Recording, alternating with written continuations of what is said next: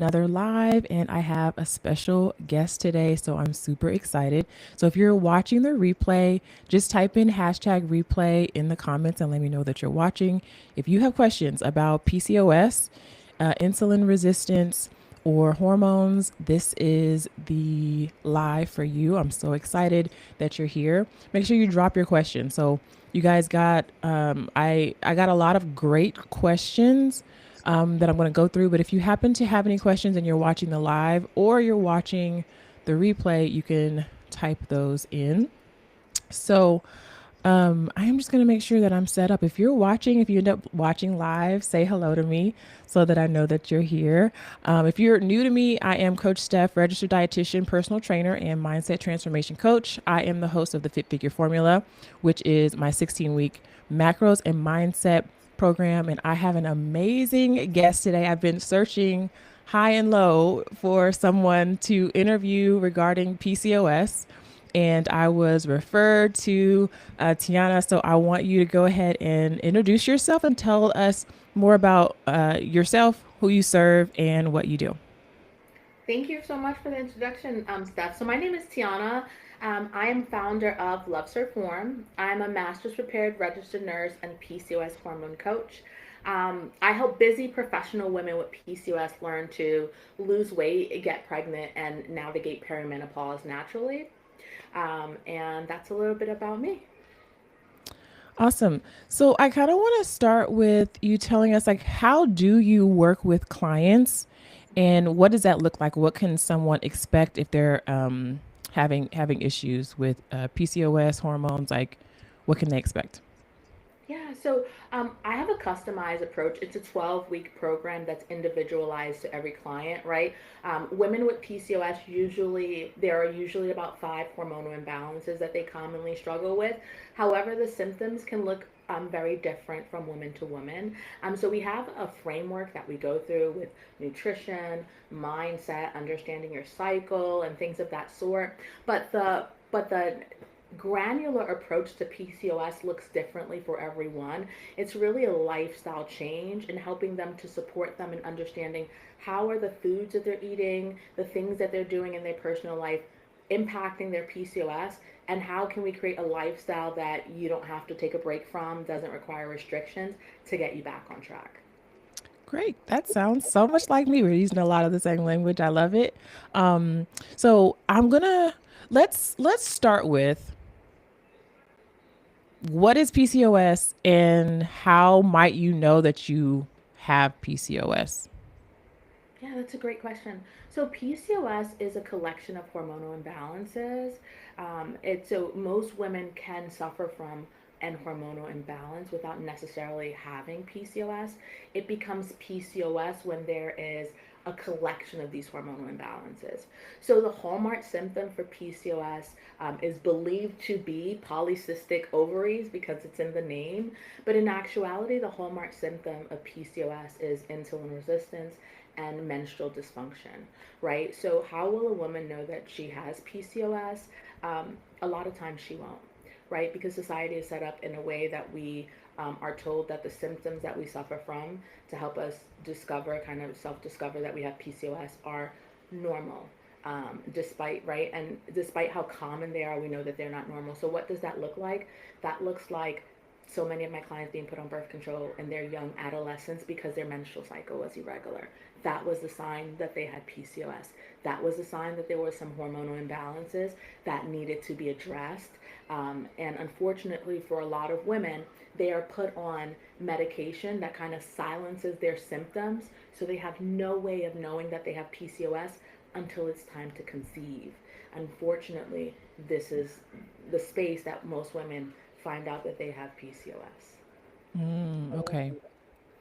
So, let me dive into one of the questions that I got. Someone was very serious. She posted like 12 questions, and I was like, yes, girl. And everyone said, yes, those are great questions. I did get a question. I get this question a lot too in coaching my ladies about belly fat and like, why is it so hard to get rid of? This person said, I can mess up two times and it's like I gain weight. I feel like PCOS is easy to gain weight, but hard to lose it. And then, oh, I meant to ask you how to pronounce this word. So she said, how can I decrease Huritism? I don't even know how to pronounce that. Hirsutism. Hirsutism. Yeah. It's a condition where women grow facial hair in places that they Oh, okay. I didn't know that necessarily that was okay. to hormonal imbalances. And I think we all, this is what I'm talking about, Steph. You're like, I don't know. You've seen an auntie with with a mustache and a Yeah. chin. We just thought it was natural growing up. We thought that it was okay. It was never okay. Women are never supposed to have these like male dominated hormones and characteristics and features, right? But growing up, I feel like we shrugged it off so often that when we struggle with it in our everyday, we just think it's so common. Like, oh, it's just genetics. I just got a little peach patch, little curly, Mm-hmm. and it's so much deeper than that. Yeah. So how do you manage belly fat, and why does it seem like it's hard to lose fat in that area? That's a very common question. Yeah, I think it's a good question, right? The best way that I could describe it is that you're not fighting the fat, right? So from that standpoint, there's no amount of macro, no exercising, nothing that is going to help you lose weight because the hormone responsible for fat loss is imbalanced, right? And this is insulin resistance, right? So I could best describe it as I live in South Florida, right? And my AC is like always down. It's like down to the ground. It's like 68, right? And if I was to walk into my house one day and my AC was set at 68, but the house felt like a humid 80, I would be looking at the house sideways. I would be looking at that thermostat like there's no way, right? And in the same way, women with PCOS, their internal thermostat that's supposed to be regulating their weight based on the macros that you've set out for them or the exercises, it's not working, right? And this is because that hormone is imbalanced. Insulin literally has the fat cells in a headlock, right? And so, from this standpoint of hormonal imbalance, there is no amount of caloric restrictions, there's no amount of working out, there's nothing that is going to work until you get to the root of that hormonal imbalance, right? And why this hormonal imbalance specifically creates belly fat is because it is not your regular fat, right? It is not the regular weight that women often can lose much easier. This is a hormonal fat. And the thing about hormonal fat is that it functions as a whole organ, right? It produces excess estrogen, right? It doesn't distribute evenly the way regular fat does, right? This fat is specific. It's like in the back of your arms, in the back of your neck. It's right there on the belly, right? And it's very specific because it's coating all of your major organs. And that's why this is fat is different. You don't gain the fat everywhere. You gain it right around those vital organs. And it functions differently because this fat creates its own hormonal system. It starts to create more estrogen, which further creates more hormonal imbalance. Yeah, well, that is really good to know. So, well, actually, let me stick with this because I want to make sure I get all of her questions answered. Um, she says, why does it feel like weight loss is slower? So, you kind of address that like it's a hormonal issue, and you have to address that like the foundation first. Mm-hmm. She also asked, what can I do to manage stress levels that might affect weight loss progress? Yeah, that's a good question. I feel like so often women clump women with PCOS all together, and that's like saying like, what can Black women do to relieve stress? And it's like it doesn't. It's not all inclusive, right? It really has to be an individualized approach. How are you metabolizing stress in your life? What is the source of stress that you have in your life, right? It can look different for everyone. I'm a special needs mom, right? I got two on the spectrum and one in hospice, right? My oldest is on hospice. My life looks much differently, and the way I'm going to manage stress looks much differently from someone else, right? But that can be anything that brings you joy, right? Anything that is an intentional disconnect from the matrix, so to say, right? And that can look differently for everyone. But what we have to be most intentional about is the consistency that we do whatever it is that brings us joy, right? And that can look differently for everyone. For me, I enjoy a nice run in the morning. Like I feel good when I do that. It's more than the physical. I feel it in my like I feel good, right? For someone else, the girl's like, I'm not doing that in the morning. I want to talk to my girlfriend in the bathtub with a cup of wine on the side, Right? So that looks differently for everyone, and I never want to paint the picture of what that should look like for you, right? You should know because you get the feeling. It feels good to you, and then whatever feels good to you, just try to do that consistently. And I feel like we have to recognize, it sounds like this person already recognized that they do have some stress, and we all have a little bit of stress, but like understanding when it's manageable, when you feel like it is unavoidable stress and how to manage it, but also how to like delete some stress out of your life and then find actual joy. So sometimes we think of it like self care or getting your nails done. But to me, that's not like fun. Like, I'm talking about fun. Like, make sure you're laughing, you're enjoying your loved ones, you're building relationships, you're utilizing your talents, gifts, and abilities in this world that make you feel useful and valuable, and like developing that relationship with yourself. I think that's all really important. And like you said, it is very individualized. Yeah. She also asked, is there an ideal weight loss pace for PCOS to avoid hormonal imbalances? Yeah, I feel like this is again a lot of things with PCOS is individualized, right? I feel like a woman who weighs 350 pounds is going to lose weight differently than a woman who's 160 with like 10 pounds to lose, right? So we don't want to compare our goals or our desires to anyone else, right? But what I will say is that with women with PCOS, there can be this sort of weight plateau that can happen for maybe the first 2 or 3 weeks when trying to lose weight.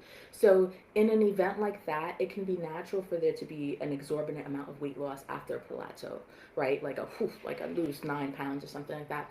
But that kind of weight loss consistently is not healthy, right? We want to have like that 1 to 2 pounds a week of weight loss outside of those like major like those major weight loss after a plateau. But normally we want to lose around 1 to 2 pounds because that's what's sustainable and that's what evidence shows that is best to keep off long term. Yes, I agree with that.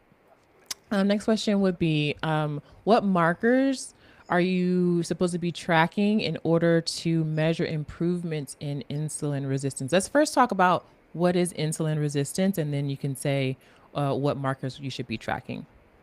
All right, so I describe insulin resistance best as like a toxic ex-boyfriend, right? And we've all had one before, and if someone says they don't, then like you're lying, girl, because we've all had them, okay? But it's like you know that guy, you liked him so much, and he would call you, and you just be like, you just be so open, right? In the beginning, you didn't know any better, right? And it's like this is technically what's happening in our diet with just capitalism and just like everything that we have set out. So we're eating what makes us feel good, right?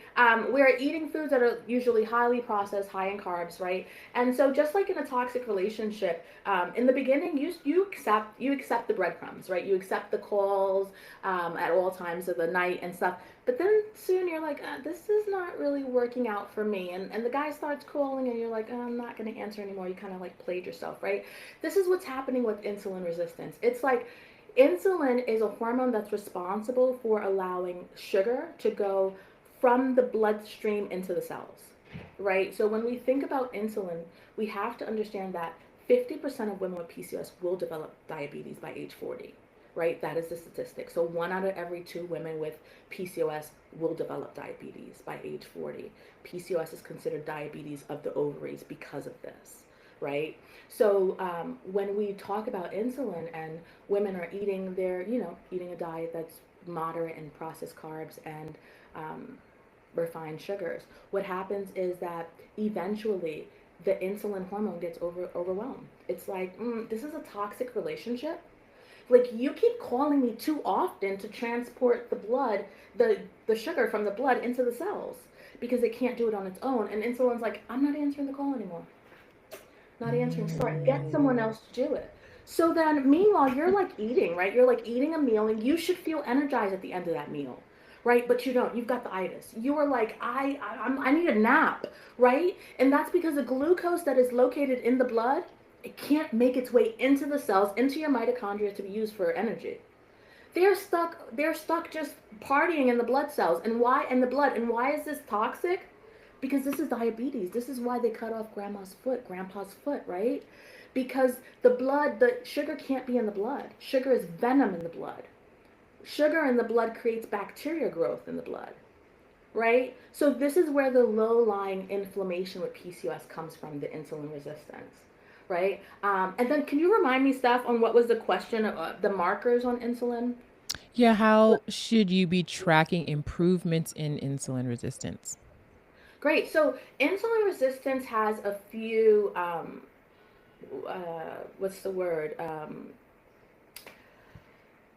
Like symptoms, Uh, telltale signs, or Yes, telltale signs. There you go. Thank you, Steph, for rescuing me. It has some telltale signs. One of them is the apron belly, right? It's not specifically like fat in the belly. It's like that belly kind of like flips over a little bit, causes the apron belly, right? That's one of them. The second one is that women will have discoloration in the back of their neck, right? There were some memes back in the day. Like we've all known someone to have discoloration in the back of their neck, not knowing that's a sign of insulin resistance. That means you're on your way to diabetes, right? Those hyperpigmentation on the back of the neck can sometimes make its way to the face, right? I've had clients with it on the cheeks. Sometimes it can be on the breast and the chest, right? It can be in between the thighs. It can have the hyperpigmentation right between the thighs. It's like blackness on both sides of the inner thighs, right? Insulin resistance can also increase facial hair growth because it causes a domino effect, right? So what we want to do is we want to be kind of systematizing our symptoms, right? So that we understand when things are getting better. And I always say it to my clients, like, what's not measured is not managed, right? So insulin resistance, although it has certain telltale signs, it will look differently from every woman. So I always recommend that you systematize your symptoms, and then so that you have a clear understanding of what you're doing, if it is working to alleviate your symptoms or to make them worse. yeah. And I think too, and you can tell me if are y'all already like taking your blood sugars? Like, are you checking your blood sugars on a regular basis? Like, when you're going to the doctor, are they checking your A1C? Is that something that they do with specifically with PCOS? Are they checking it every 3 to 6 months? So Your that's a A1C? great question, and it's kind of like multifaceted. The first part of that is that I actually have my master's in medical health law with a concentration in legal regulatory compliance. I went to law school because I thought I was going to fight the healthcare system, right? I've got a sick child, and she needed some life-saving treatments that weren't approved by insurance. So I decided to go to law school because I thought I was going to Oh, take down the system. And what I figured out in law school was that the system was created just how it's supposed to be, right? So let's start there, okay? The next thing I'm going to say is that as someone who has like worked in insurance is that our system is created to be reactive and not proactive. So to answer your question, no, absolutely not. Your blood sugars are not checked every 6 months. Your A1C is not checked every 6 months. And it will be a fight in hell to get a doctor to check your insulin resistance. Okay? It's just a war zone, right? Doctors have 15 minutes to address a hormonal condition that gets 0.1% of research funding, right? And there's no education. There's no, um, and I think that the system is created just how it's supposed to be, right? Because I've done podcasts with women from Australia, and I'm very vocal about I had a pregnancy loss at 6 months pregnant, and so she was just like, when I found out I was pregnant, my doctor immediately made me do a early glucose pregnancy test, this that, and he threatened me with a pregnancy loss, and I was beaming, I was gleaming. I was like, I love this. This is the Australian medical system, and she was so distraught, and I was like, what would be our reality if doctors gave women this reality when they came into the doctor's office? You need to manage your blood sugars. You need to learn how to eat better. Instead, we're doing birth control, metformin. We're not answering any questions. We're telling them birth control can handle it all, right, Coach Steph? Like in a dream world, your blood, your all of your hormones would be checked, right? Your blood sugars would be checked every 3 to 6 months. Metformin would be at the end of the totem pole because knowing that you're already in line for diabetes, nutritional education and management would be at the top of the totem pole. But it's not. And why isn't it? Because the healthcare system was created exactly how it was intended to be. Because because police officers are to black men what doctors are to black women, right? It's a system that was never created for us, right? So 9 out of 10 times when women come to me and they're like, all of my labs are normal, and I'm like, yeah, because the healthcare system never diversity was never at the forefront of healthcare, right? When they created the norms for lab values, including your blood sugars, those were never created with women of color in mind. Mm-hmm. Those were created off of the subsets of white middle-aged men, right? So it's like even with their best attempts, even when you find a doctor who will order the 9 out of 10 times they're coming back normal, because the lab work that is approved to be prescribed for the healthcare system barely touches the surface and identifying the hormonal imbalances that women are truly experiencing. Yeah, and it sounds like doctors are only either just prescribing a medication without even like checking things, or they might be checking certain labs, but only ones that insurance will cover. And it might not necessarily be all the ones that you actually need, it's just the ones that are reimbursable. So, Absolutely. And in my program, I actually run Dutch hormone labs, which is a set of 26 hormones. And it will reveal so much about my clients, like from the moment they wake up, what their cortisol level is, in the afternoon, in the nighttime. And I can tell them about themselves. I'm like, I know what you're doing at 10 o'clock, 11 o'clock at night. You're on TikTok scrolling. And they're like, how do you know that? I'm like, because your cortisol level is so high. Ain't no way sleep's happening. And those very same clients will take their test results with a badge of honor and badge into the doctor's office like, I know what's been wrong with me. And the doctor will be like, I'm not looking at that. That's not recognized in the healthcare system because it's not covered by the healthcare system. And that is where the gap is, right? When we create a system for profit, it will run as it's according to do everything according to profit. And that means being reactive instead of being proactive. That means allowing you to be on metformin, increasing your dosage until you're diabetic, and then giving you insulin and questioning like, how did you get here? Well, what mm-hmm. were you doing wrong? Yeah, I was on my page and I had just made like kind of a polarizing statement. Like, if your doctor is shaming you and he's not like referring you out to a dietitian, because we don't get a ton of referrals, but a lot of chronic like diseases, hello, we need to be managing our nutrition. And one of the physicians that follow my page was like, well, you know, he said something like, basically they're not going to do it, so no referral. And I'm like, so you're just deciding for the patient whether or not they are or not.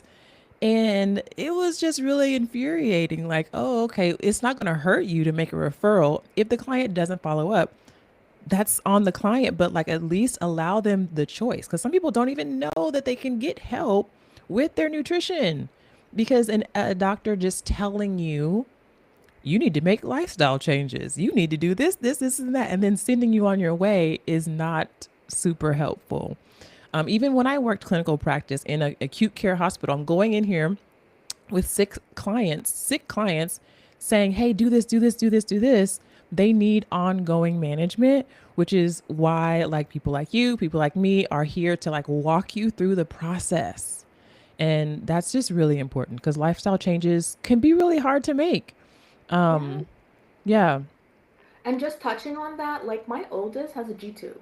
Okay, she's had oral aversion since the day that she was born. Okay, um, no, not really. Let me rephrase that. It started about three when there's a suck swallow reflux, right? And when kids don't get to have a bottle in time and they lose that reflux, they can't learn it later on. It's like, how do I hold my breath, swallow the food? They end up with a G tube, right? We have never been given a dietitian. I don't know what a diet like. She's 16, right? We're in hospice. I mean, what better time than now? But it's just like, it's to the point that it's like I've asked so many times. I've begged so many times. I'm like, there's got to be dietitians who specialize in G tube formulas because she eats nothing and it is like pulling teeth. And what I've discovered is a lot of times it's the doctors are in like their ego. They don't want to refer to anyone who could like compromise or like, like, because I'm just like, I have trouble understanding. Like, I see so many women struggle, not only PCOS, all of these comorbidities, right? And it's like dietitians are not broad, especially dietitians of color. I feel like you guys are invaluable, right? Because you guys have the cultural competence to understand how to genuinely affect women and their lifestyles, and you guys are so underutilized, and it just doesn't make sense to me. Yeah, I know that in our profession, black women are 2% of the profession. And I only recently on Facebook saw a Hmm. black male dietitian. I was like, I've never met one ever in life. And I was like, oh my God, I've never met a black dietitian. Like, a black male dietitian. I was like, let's follow each other because I have never met one. So Yeah. we're definitely a little unicorn. Every time I see a dietitian who is a black woman or a black man, I always like put the little unicorn sign and just say, hey, like, and we always connect and we start following each other because there's not many of us around. Now, I want to make a little caveat. So, tell us a little bit about your story. Like, you became a registered nurse because of your family, correct? Yeah. Tell us a little bit about that story because, like, yes, you have the medical background, but then like this is a personal fight for you. It really is. It really is. And I think I don't share that enough. I don't talk about that enough. It is very personal for me. When I was just 18, my mom, she had PCOS and struggled her whole life to get pregnant. She only had one ovary, and she wound up pregnant on a vacation. And she came back and she was just like, Tiana, I can't do this. I'm a 36-year-old woman, like, and I was like, Mom, this is your dream. You better do it. And so, long story short, the pregnancy became very volatile very quickly. She hemorrhaged by 12 weeks. At 16 weeks, she had a cerclage. And by 22 weeks and like 6 days, 23 days, 23 weeks around there, she went into emergency labor. And I just remember them trying to convince her to abort the baby before she went into labor because there was just so many complications and it was just a risk to her life and the baby. But I remember this being her dream, and even knowing that she would be separated from me, her only child, she was willing to fight for that baby. And that's how I knew how deeply she needed that. And I wouldn't understand that feeling for a long time, right? But I went into surgery with her. I got the daddy band. I was a daddy. And this baby was born with 24-hour life expectancy, and she just kept living. And she kept defying all the odds. And she had her intestines taken out of her body, put into a bag so it can grow. She had the trach. We had the G tube. Oh my God, she just kept surviving surgery after surgery after surgery. And eventually it came a time where they were considering bringing her home, and they said that she could never go to a home. She needed to go to a facility which would take care of her. And so, me being 18 and just being a hothead at that time, doing whatever for my mom, I was like, I'm going to go to nursing school. I'm going to bring this baby home. Like, I got this. And the hospital at first was a little apprehensive, but then I kept showing up and showing out. And long story short, I got a $40,000 scholarship to become a registered nurse. I went right into the NICU. I never really did anything else. NICU, labor, delivery, perinatal, ER. That's always been my thing for the last like 15, 16 years. Excuse me. And I was really a badass, Steph. I was like a badass, okay? I just felt like because of how I got into nursing, because of how I saved my sister, aka my first baby, like I just felt like you couldn't tell me nothing. There was nobody I couldn't save. Helicopter, what you name? Like what was I not doing? Period. And so when it was time for me to get pregnant, I was like, "Oh, this is a breeze. Oh, I got this." I knew what coworkers were going to deliver my babies. Oh, that's the doctor. I had everything planned out.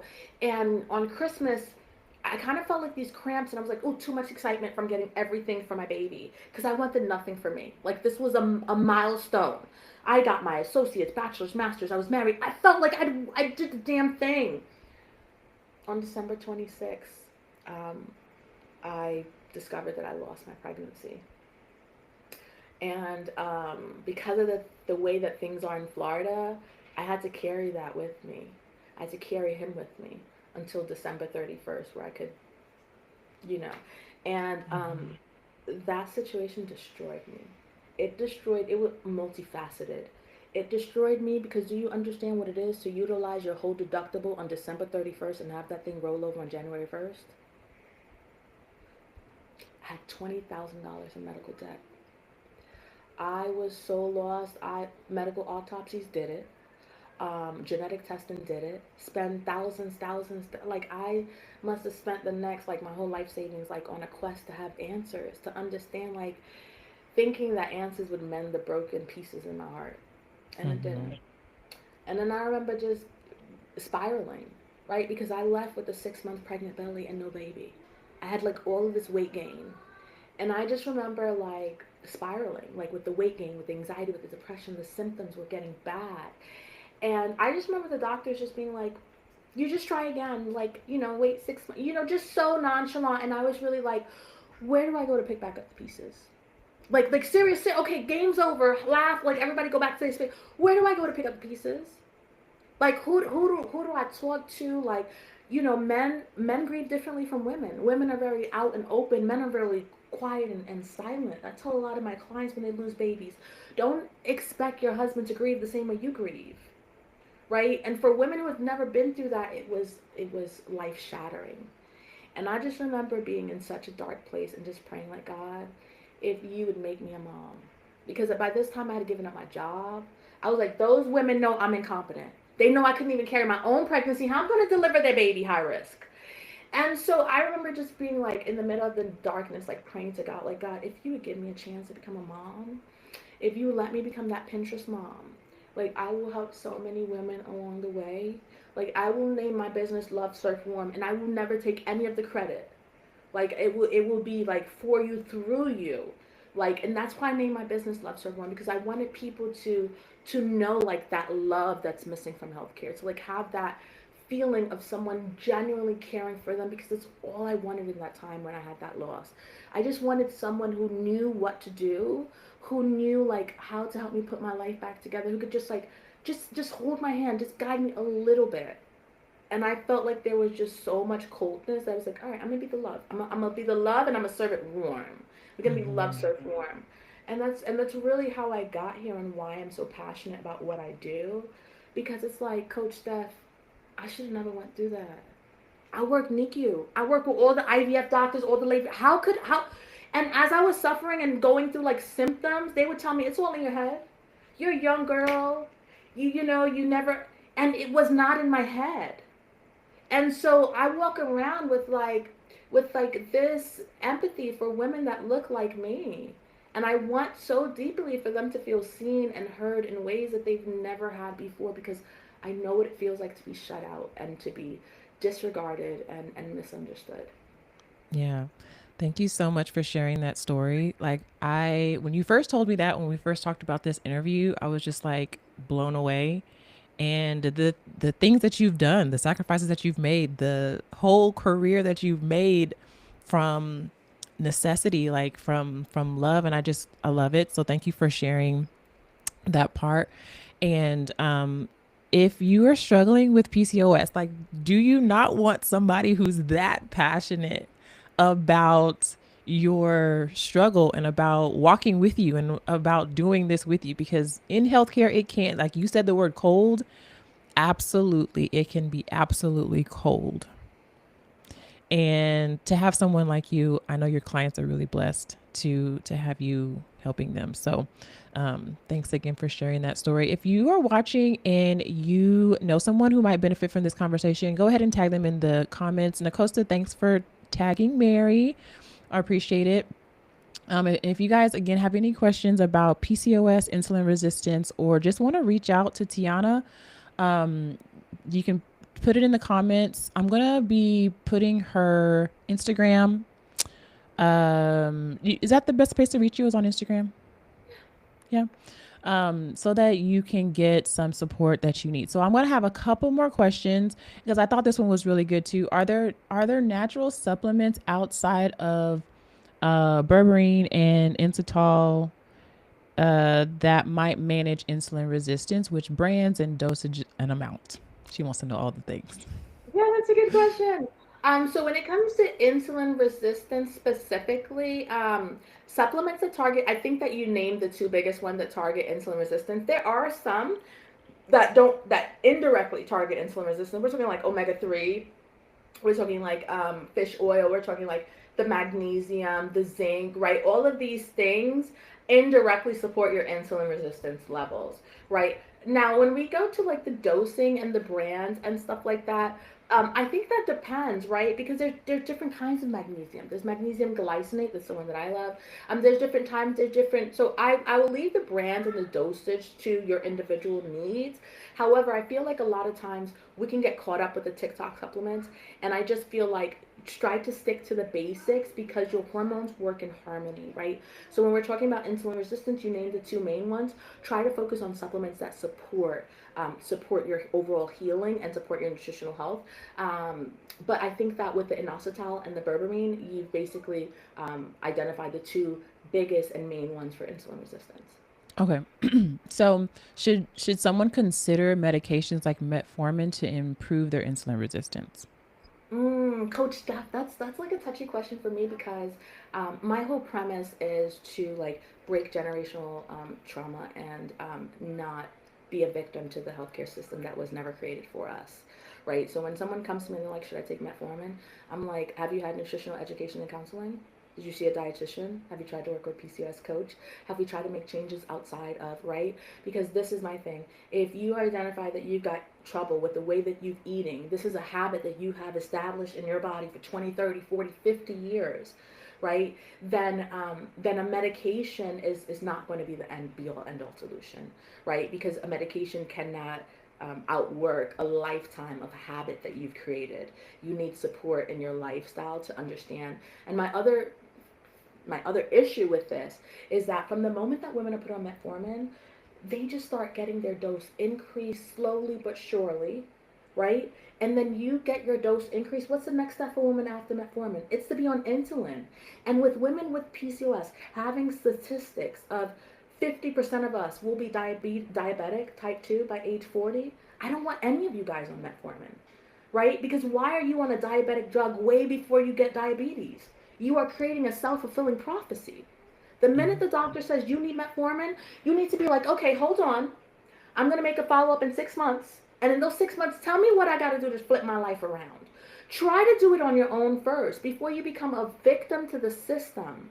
Because once you become dependent on metformin, you're going to need B12 vitamins to take care of the metformin nutritional deficiencies that, like, you get what I'm saying? Like, these medications don't come without side effects, right? So if there is something there is something wrong with one of the integral habits that you are doing daily, my advice is always to do the mindset work, the lifestyle work that you have to achieve first before you allow for the medical healthcare system to become a crutch.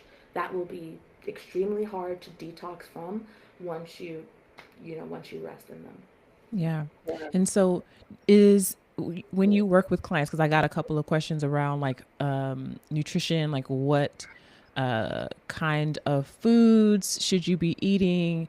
How important is protein? Like, do you work with clients in terms of like what to eat, meal planning and things like that? Absolutely. So I do provide nutritional education and nutritional counseling to my clients. Um, But it's not from a place of like diet. And I feel like everyone's like, what's the best diet? What's the diet? And the reality Hmm. is that I don't want anyone on a diet. I don't want anyone doing anything that cannot be sustainable long term. So my focus is more like how can we create a healthy lifestyle? Like what does that look like? Something that you don't have to take breaks from, the 80-20. I like to say that a lot, right? So what that looks like is just prioritize. We need to prioritize protein, right? I like to give like these fun analogies, but like if you've ever been to a buffet, right, and like you've and this is like the worst analogy, but you've been to a buffet and you're so full to the rim, right? And they put a new piece of like butter steak on the grill, and they're like, "Oh my god, you gotta try this." You're like, "I can't try that. I'm so full that my belly button will pop open," right? But then hubby comes around the corner. He's like, "Baby, you gotta try this cake. You got space for the cake." You didn't have no space for the steak, but you got space for the cake. That's because the hormones that respond to feeling a fullness can only respond to protein and they don't respond to carbs. So this means that it is so easy to overeat on carbs. This means that we have to make protein the priority in every single meal, right? And we also have to create balance, right? So I do provide meal plans, or but it just depends, right? I believe that it's like a spectrum, right? There's some women who benefit from meal plans. They're like, girl, lay it out for me. And then there are some women who are like creatures of habits. They're like, give me a good 3, 4 recipes, I'm gonna repeat them, like that's all I need. And then there are some women who are like, you know what, I like Uber Eats and I like DoorDash, and that's what I'm gonna do. So help me make healthier changes within the lifestyle that I've already created. And I'm like, all right, girl, send me that Uber Eats menu. Let's Mm-hmm. see how we can add a little more veggies, or you know what I'm saying. So it really looks different for everyone, and I think that the power in personalized coaching is that you don't have to go by a cookie cutter solution, right? We get to do what works best for you based on your unique lifestyle, and that might look like Uber Eats on a weekend, and that might look like meal prepping Monday to Thursday. It just depends on what your goals are. And how quickly do you want to achieve those in a realistic and sustainable way? Yeah. So I do hear that question a lot, like, what's the best diet? And I always give that same answer too. There is no one best. Understanding your nutrition, understanding what works for you, and getting help is going to be the best way that you can actually customize something that you don't need a break from. Because if you are doing stuff, you're intermittent fasting or you're ketoing or you're low carbing, carnivore diet. Someone asked me about a carnivore diet the other day about just eating meat. And I'm like, well, what do you do when you want to have cake? Or what do you, it's just like, how do you want to live your lifestyle? Start there. And then let's talk about like what that looks like. And Tiana can help you with that. So let the people know where they can find you to follow up for more questions or coaching because you have one-on-one coaching available, correct? Correct. So they can find me at lovesurfwarm.com or lovesurfwarm on all social medias, as YouTube, TikTok, Instagram. And my one-to-one program is called the Healthy PCOS Protocol. It's a 12-week program for busy professional women to help them lose weight and get their energy back naturally. And you can connect with me on IG or at my website. Either way, I'm an open book. Okay, cool. I'm going to drop the links because you did drop the a link for a free or a complimentary consultation for her one-on-one program. I'm going to drop the links to her IG as well in the comments. And then you guys can go ahead and follow and ask any questions that you want. And then tell them about your podcast too, because you have a podcast as well. Yeah, so my podcast is called PCOS and Prosecco, and we basically like sit and talk about the topics that I feel like there's no space to talk about with PCOS, right? The topics that really affect our community and they affect our womanhood in ways that we don't always feel like so proud to talk about out loud. It's really that space where you can connect, have a glass of Prosecco, and talk about the issues most pertinent to our community. I love that. I love that. All right, y'all. Thank you for watching. For those of you who watch the replay, first of all, thanks for watching the replay. I love that y'all, my audience does watch the replay. So don't be shy to put it in the comments if you have any questions. Um, and thank you guys for watching. And Tiana, thank you so much for being here and sharing your knowledge with the people. Thank you for having me, Steph. It's been an honor. All right. Have a good one, y'all. See you later.